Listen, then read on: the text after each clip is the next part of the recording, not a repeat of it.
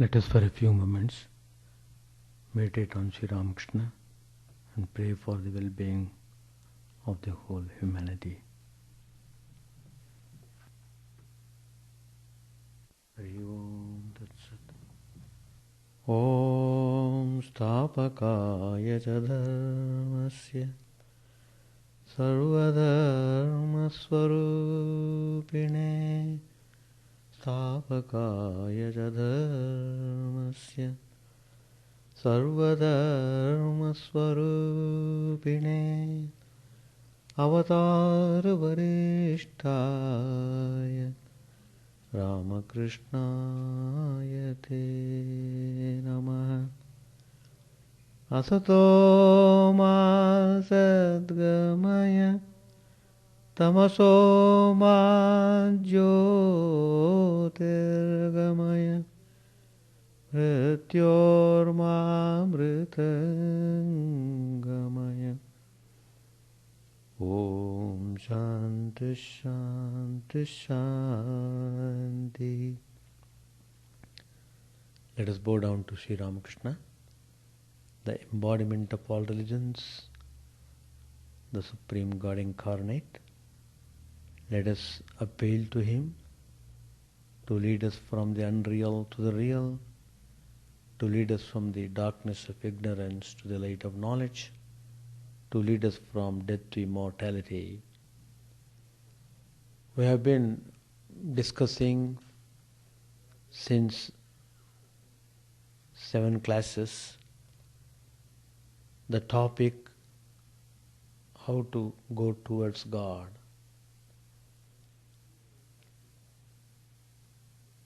People almost every day talk about God. But then,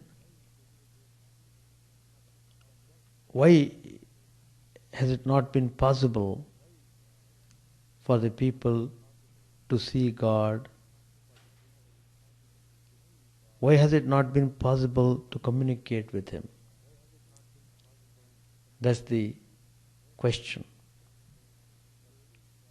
It only indicates that we should wholeheartedly make continued effort, continued practices,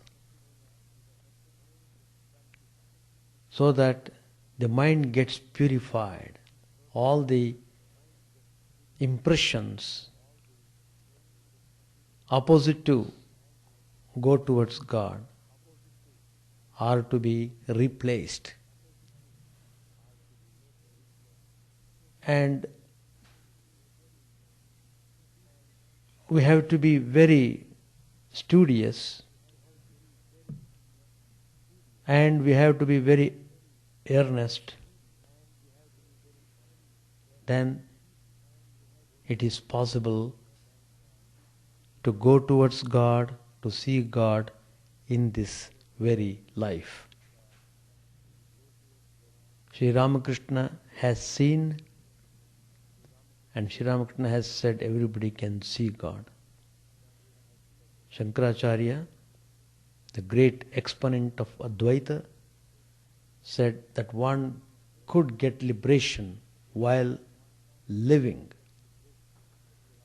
It is not that we get liberation after the death. Some people do get liberation after the death, but the speciality is that one should be able to liberate oneself even in this world, living in this world. So, continued self-effort is required. So Vedanta means always dwelling upon spiritual ideas, never to forget even for a moment. So Sri Ramakrishna instructs that one should practice discrimination, one should practice renunciation, one should practice non-attachment, and one should develop yearning for God. All these things are important because you are in the world and the world always drags you towards it. The more it drags towards it, the more you become attached to the things of the world. So, once the attachment holds on you, you are bound to suffer and you will be in bondage. One has to be non-attached if one has to struggle for liberation. So, how to do that? In order to achieve that, one has to develop discrimination, that is, analytical approach. What is real? What is not real? What is true? What is not true? What is good? What is bad? It is very important. So one has to discriminate between the things. And one must choose what is good. One must choose what is beneficial towards his spiritual progress. One should discard everything that comes on the way of spiritual development. So, discrimination means the knowledge of the distinction between the real and the unreal. Real means eternal, non-changing. Unreal means transitory and impermanent. So, these are the basic ideas of Vedanta. We must be firmly established in these ideas. God alone is the only eternal substance, and all else is non-existent. So, this discrimination must be applied on everything. People generally run after getting more and more and more and more money. Now, one should ask oneself, what does a man get with money? Food, clothes, and a dwelling place. Is it not? These are the main things. Nothing more. But then you cannot realize God with their help. Therefore, money cannot be the goal of life. It is required to the extent you have to continue your life, you have to live upon so that you can practice spirituality. So money is required. It has got its good effect, but not that the whole time you have to exert yourself fully towards acquiring the wealth. There is no end towards that. So also such things as creature comforts, name, fame, and wealth. So you have to analyze them clearly and decide upon, yes, this much I want, nothing more I require. In fact, I had been to Houston. There was a program. Some of the devotees were asking the question, and one of them said his son was earning money And the father asked him, well, why don't you earn a little more? You can spend more time and get more money. The boy said, why do I need so much money? So, I have got sufficient money. I don't need any more. That's a very fine statement. If a person really thinks that way, he is remarkable, I should say. Because money always attracts, terribly attracts, and pulls you down so much you forget all about yourself. Crimes are committed for the sake of money. Violence is committed for the sake of money. So many things happen for the sake of money. So also, you have to analyze what is there in a beautiful body. It's another attraction which drags you away from the spiritual ideal. You will find that even the body of the most beautiful person, what does it consist? It consists of bones, it consists of flesh, it consists of fat and other disagreeable things. Why should one give up God and direct his attention to such things? Why should a person forget God for their sake? So, awakening of the spirit of discrimination is first step in practicing Vedanta. Once that awakening comes, then one wants to know God. The next point is renunciation. What does it mean? It is to have dispassion for the things of the world, that is, for the unreal. One cannot acquire it all of a sudden. It must be practiced every day.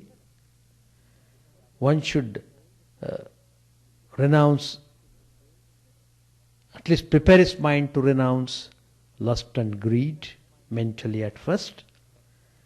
Then by the will of God, one can renounce them both mentally and outwardly.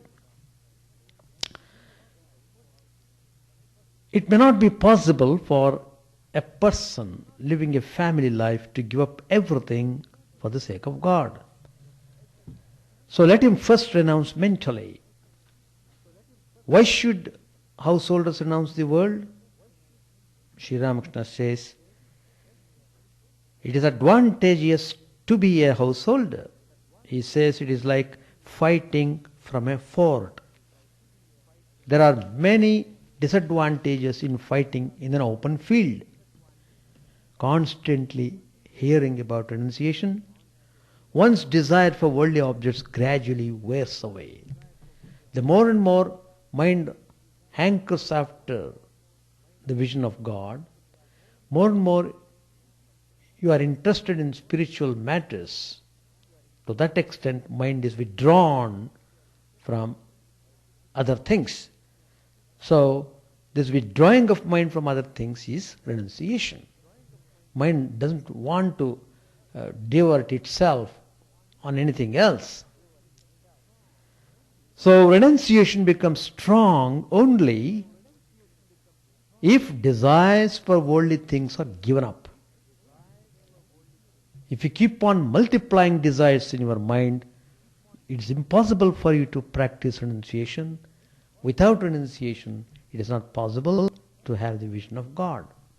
Because with renunciation only, the whole mind is turned towards God.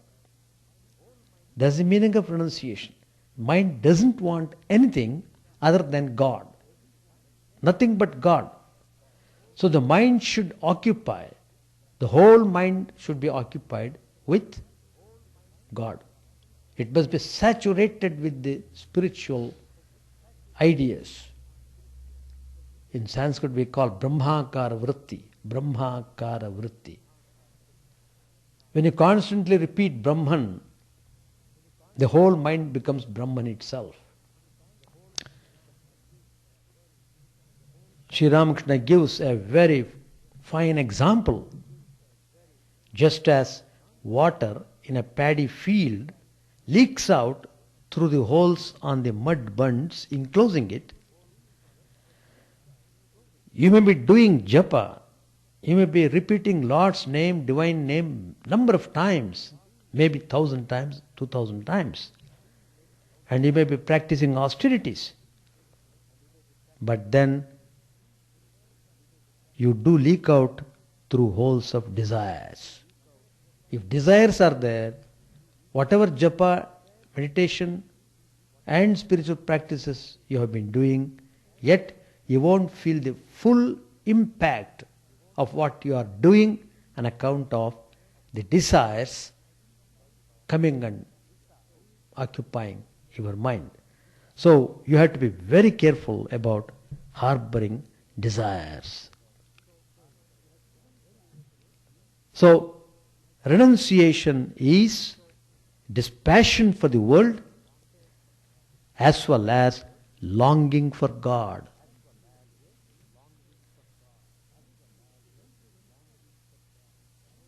To mental renunciation, a householder should add the spirit of detachment.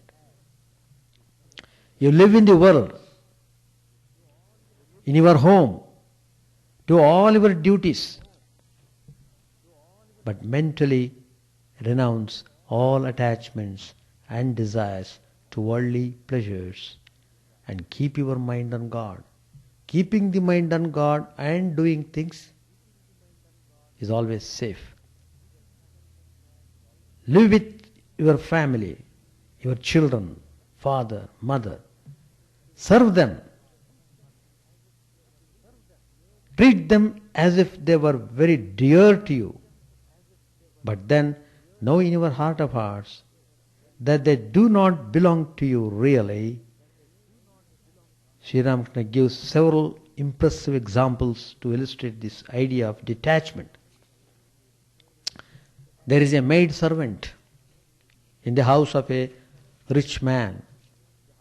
She does all the household duties as if it is her own house and brings up her master's children as if they are her own. But in her mind, she knows that this house and these children are not hers, and that her home and children are in the far off village. So Sri Ramakrishna advises, live in this world like this maid servant. That's the way how we should conduct ourselves in this world. That is, always you must be attentive about keeping the mind on God all the time. All the time. So, for some reason, if for some moments you are not thinking of God, that means it is dangerous to the extent you may slip down any moment to the bottom. Again you have to rise up from the bottom. So don't give chance to such things. If you keep remembering God all the time, you'll be always safe. Another example Sri Ramakrishna gives, he takes the example of tortoise.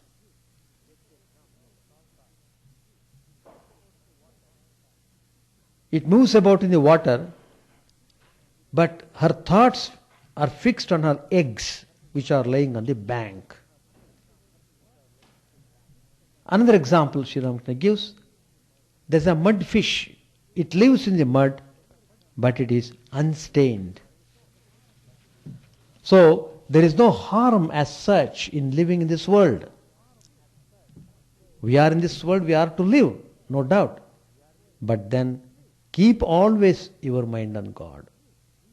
That is very, very important. Keep always your mind on God.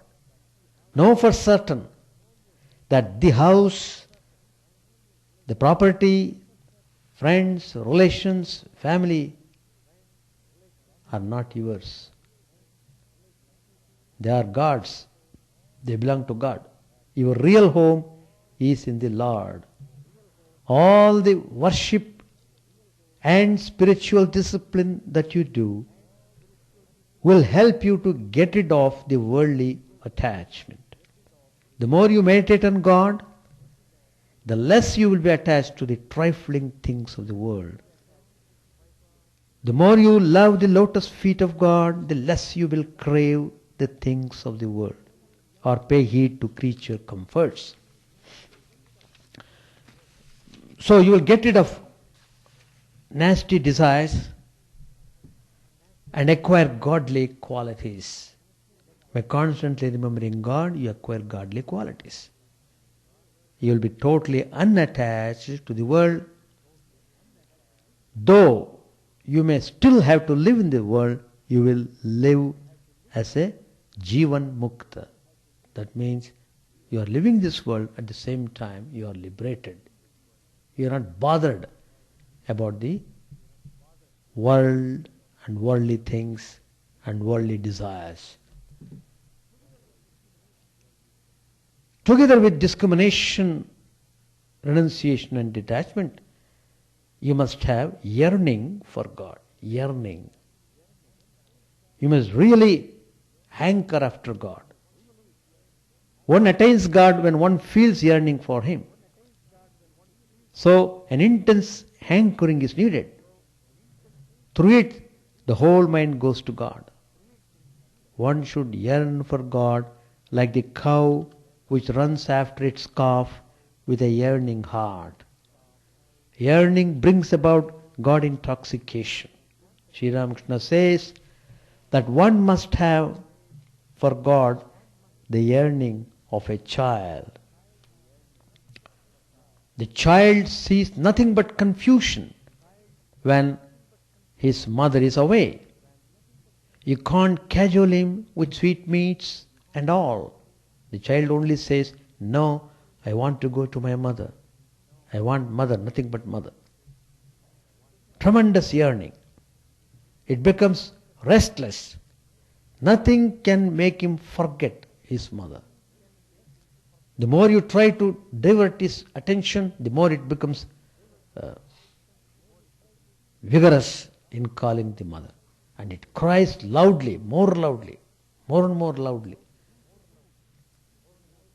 He to whom the enjoyment of worldly happiness appears tasteless, he who takes no delight in anything of the world, money, name, creature comforts, sense pleasures, and so on, he becomes sincerely grief-stricken for the vision of God, and to him the Lord comes running. To illustrate the intensity of yearning needed for God realization, Sri Ramakrishna tells the story of a guru and a disciple. Disciple wanted to know what exactly yearning means. So one day the guru took him to a lake. They entered into the water. Suddenly, the guru pressed the disciple's head under the water and released him after some time. The guru then asked the disciple, "How did you feel when I pressed your head under the water? How did you feel?" The disciple answered, "Oh sir, I thought I would die. I was panting for breath, panting." The teacher said, "When you feel like that for God, then you will know we have not long to wait for His vision." What a fine example. Very fine example. And then Sri Ramakrishna gives a very valuable suggestion, instruction to the people living a family life. It's not bad to live a family life. What Sri Ramakrishna tells is that have some limitation, have some control, and have some direction to your mind. That's what Sri Ramakrishna stresses. He tells the family people, after the birth of one or two children, how the husband and wife should live like brother and sister. And they should talk not about worldly things and other useless matters, but they should talk about God, they should talk about spiritual ideas, they should discuss about spiritual matters, about spiritual practice. Both husband and wife should engage their mind in such topics which would uplift their mind, which would not sink their mind anymore in the worldly things. So jointly, both husband and wife, in full cooperation, should constantly pray to God that their minds may not run after sense pleasures anymore, and that they may not have any more hankering after getting children, because they've already got one or two children. They should be satisfied with that. Both of them, in that process, become devotees of God, God's servant and God's handmaid. Such a family is a spiritual family. They are always happy with God and His devotees. They know that God alone is their own. They are like the Pandava brothers. They do not forget God in happiness or sorrow. Difficulties do come in the life. Misery do come. Nobody is free from misery. Death is inevitable. In every home there will be, at some point of time, there will be some death. Nobody can avoid that. But then, in spite of all these things happening, the mind is always kept on the high level. It keeps on thinking about God, which is real. So, that's the way how we should conduct ourselves in the world. Not get lost in the world, but do your duties in a responsible way. Have discipline in the life. Have complete understanding and cooperation amongst yourselves. Particularly Sri Ramakrishna was referring to husband and wife. How it is important that they should live in harmony, in peace, in cooperation, in mutual understanding. That's very important. See, it's not, the family life is not just for the sake of enjoyment. That's not the only thing.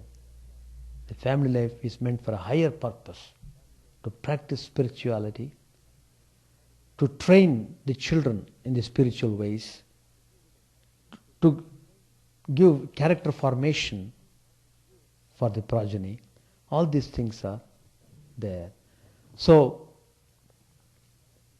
Sri Ramakrishna advises householders how to conduct themselves. It's not that they are married and they cannot think of God. Nobody should say like that. You are married, so you need the presence of God more and more. You need the help of God every time, every moment. You feel the presence of God, how much God should help you in every matter. So, discrimination, renunciation, non-attachment, these are very important so that we yearn for God, so that our hankering for realizing God takes a very important role in our life. Our life is meant for seeing God. To see God, this life must be used, not for anything else. Seeing God is the first priority. If that is not there, the whole life is considered waste. Probably one has to take another birth, one has to pass through all sorts of hurdles. So till one realizes God, one cannot avoid suffering, one cannot solve the problem of misery. Page 644, Gospel of Sri Ramakrishna. Hriday, weeping, said, I have come to see you. To whom else shall I tell my sorrows? Sri Ramakrishna smiled and said to him by way of consolation, one cannot avoid such sorrows in the world. Pleasure and pain are inevitable in worldly life. Pointing to M, Sri Ramakrishna said, that's why they come here now and then.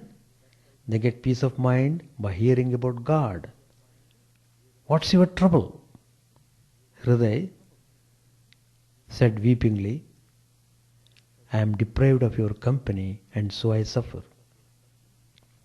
Sri Ramakrishna said, why? Was it not you who said to me, you follow your ideal and let me follow mine? Hriday answered, yes sir, I did say that, but what did I know? Master said, I shall say goodbye to you now. Come another day and we shall talk together. Today is Sunday. Many people have come to see me. They are waiting in my room. Have you had a good crop in the country? Hriday said, it is not bad. Master said, let me say goodbye. Come another day. Hriday again prostrated himself before the Master, who started back to his room with M. Master said to M,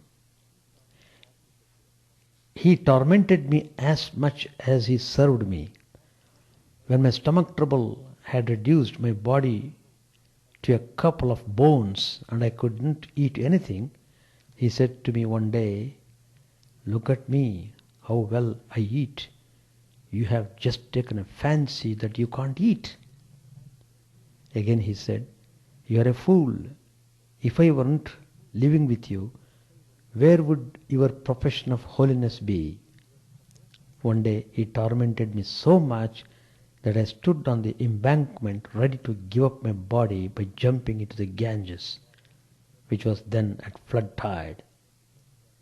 M became speechless at these words of the Master. For such a man, he had shed tears a few minutes before.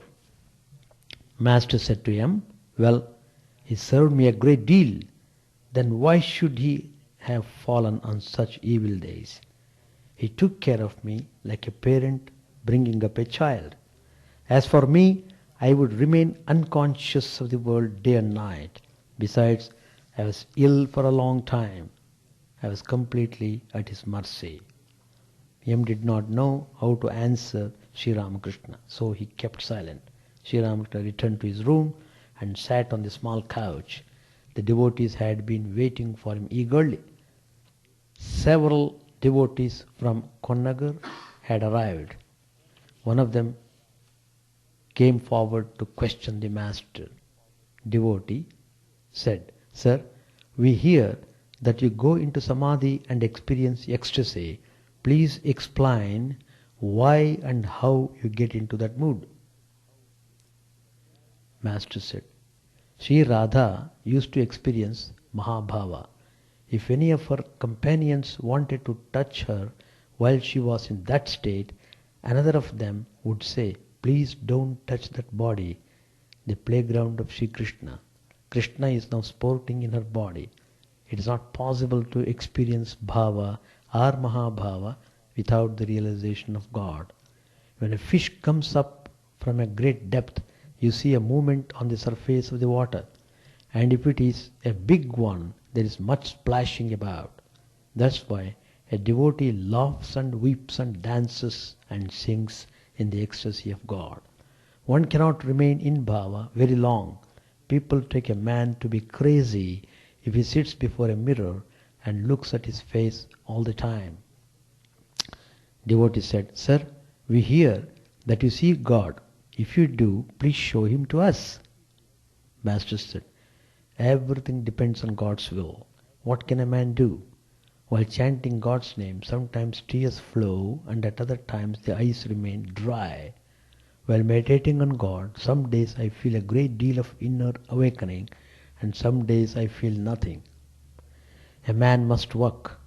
Only then can he see God. One day, in an exalted mood, I had a vision of the Haladar Pukur. I saw a low-caste villager drawing water after pushing aside the green scum. Now and then he took up the water in the palm of his hand and examined it.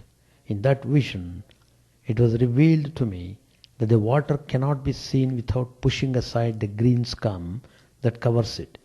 That is to say, one cannot develop love of God or obtain his vision without work. Work means meditation, japa and the like. The chanting of God's name and glories is work too. You may also include charity, sacrifice and so on. If you want butter, you must let the milk turn to curd. It must be left in a quiet place. When the milk becomes curd, you must work hard to churn it. Only then can you get butter from the milk. We shall stop here. Any question now? You are welcome to ask. Any question or any discussion? Do you have any question? Yeah. Yeah. Yeah, everything was from gospel only. Okay. So what is needed in practice of Vedanta is discrimination. You must be constantly analyzing.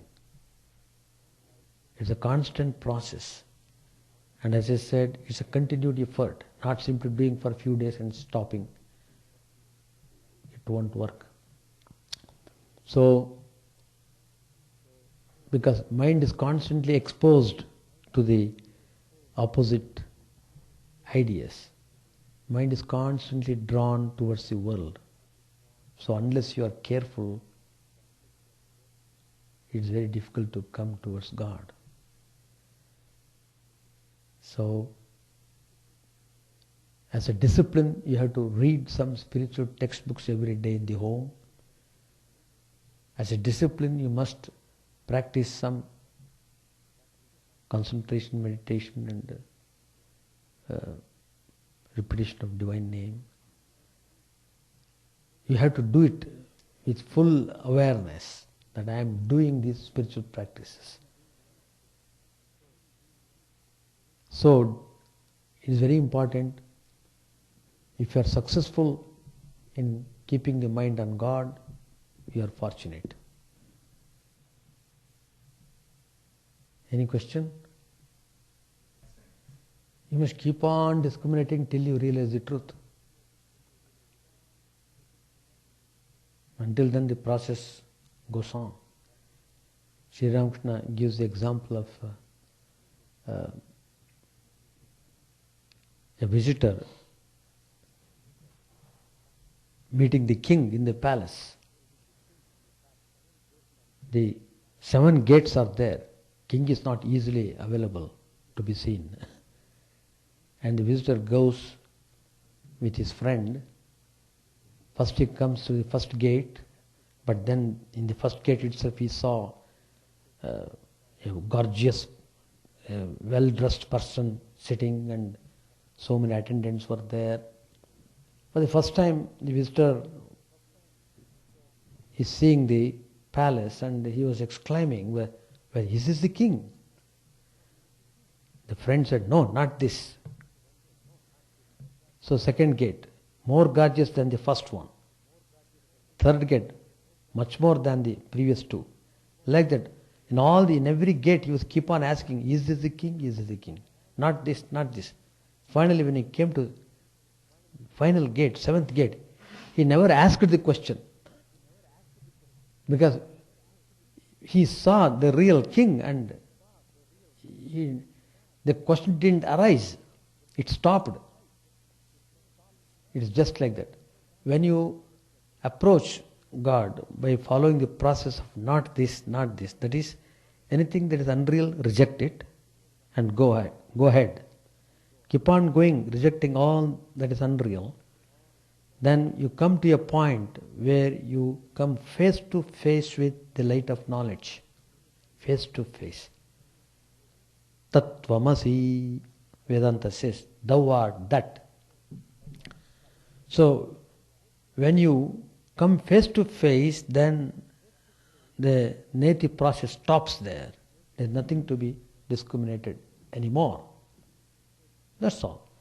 That's a state of ecstasy, and you will be joyful in that state. It's not a dry state. You are immensely joyful. Immensely. Yeah. Even in ordinary sleep, how much you are joyful after waking up. Oh, I had a nice sleep. Suppose you had no sleep, you grumble. I didn't have sleep at all. I must have sleep. Natural sleep, not getting into sleep through drugs. Through drugs sleeping is not a healthy sleep, but you are not satisfied also in that way of sleep. If you have a natural sleep, you are supremely happy. And if it is deep sleep, that is to say, no dreams, nothing. You go to the bed, night 9 o'clock, when you open your eyes, it is morning 7 o'clock. What? So quickly the whole night gone? And you feel highly refreshed. So that is what I mean to say. It's a state of joy. So because you are dwelling in your own self, you are getting that happiness. But it is in a state of ignorance. But meditation means you are reaching that state fully aware. You are fully conscious of what you are arriving at. There is no ignorance there. So the light of knowledge is flashing. You are full of knowledge and you are enjoying the bliss. That's the beauty. Any more? Right, we shall stop. Yeah. Newspaper. No, the point is, with what intensity you think of God. That's important. See, you are thinking of God, and at the same time you are reading the newspaper. Reading the newspaper is secondary. You may read or you may not read, but thinking of God is primary. You must think of God. That's the way. And another thing is, many times, if you read newspaper with more interest in it, then what happens? All the bad news in that enter into your mind and stay there. Immediately you may not be affected by that, but after some time, simply they come up on the screen of your mind and they trouble you. They bother you. It has no time. It comes in its own time. Suppose you want to sit in meditation. Suppose you want to feed the mind at all with things that may trouble you later on. That's one way. Another way is, it's all right, I may read, but I will not be affected by them. If you have got that strength of mind, wonderful. You are great. But then, that means you must have sufficient detachment. That means you must be able to discard. You don't care. So don't care attitude must be applied. When the negative thoughts come and disturb you, you should not care for them. That means you are not bothered about that. They may come, but you are not bothered. That means your attention is not on them, even though they come. So that's the way how you counteract them. The moment you try to give attention to them, they become more active, they are activated, and they overpower you. So if you don't give any attention, they come to go. If you give attention, they come and stay. Again to give trouble later on. So that's the way. That's why in the discipline, one of the methods in Raj Yoga, one of the discipline, they say pratyahara. As many times as the mind runs out, so many times you must bring back the mind and make it sit on the spiritual ideal. It has to be practiced. That's the way of practicing concentration. So anyway, if you watch your mind and if you give sufficient thoughts into the mind, in what manner the mind should behave, it behaves. It depends upon your assertion, your willpower. If your willpower is strong, if you are assertive, then mind obeys. After all, mind is your own instrument. It is not somebody's, it is your own. My hands, my legs, my limb, same way my mind. I can operate the mind in any manner I want to. So that means you must know how to handle the mind. Handling of the mind is a very important subject when you come to spiritual matters. Handling of the mind. Many people don't know how to handle the mind, so they suffer terribly. Terribly they suffer. Mostly the suffering is because of the mind.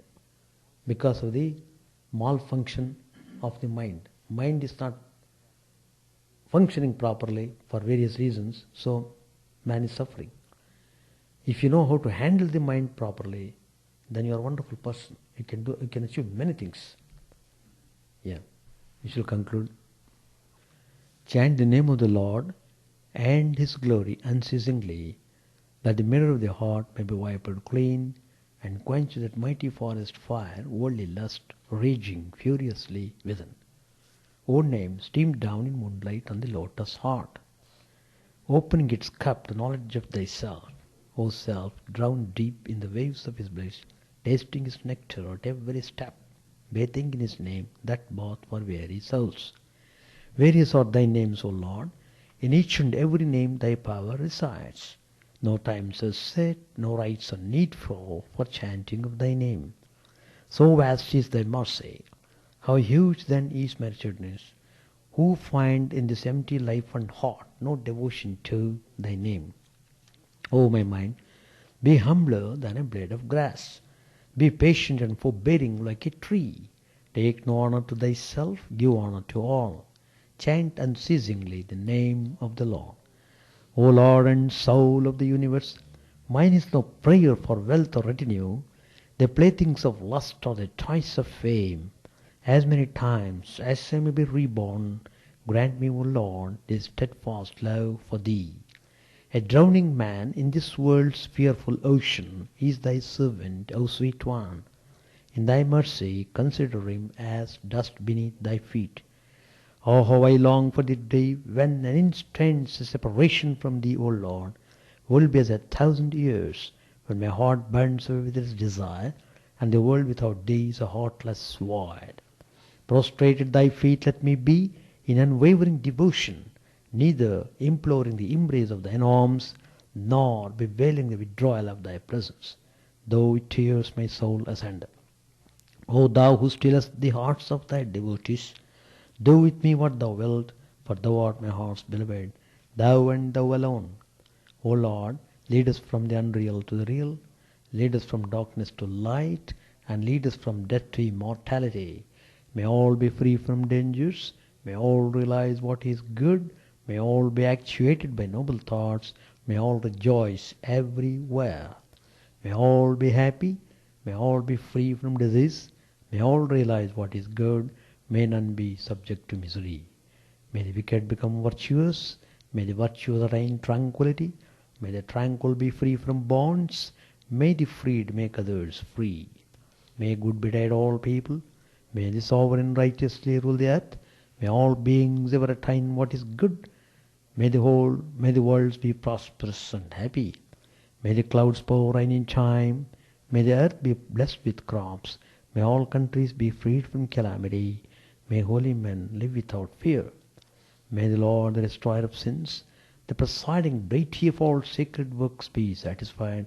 For he being pleased, the whole universe becomes pleased. He being satisfied, the whole universe feels satisfied.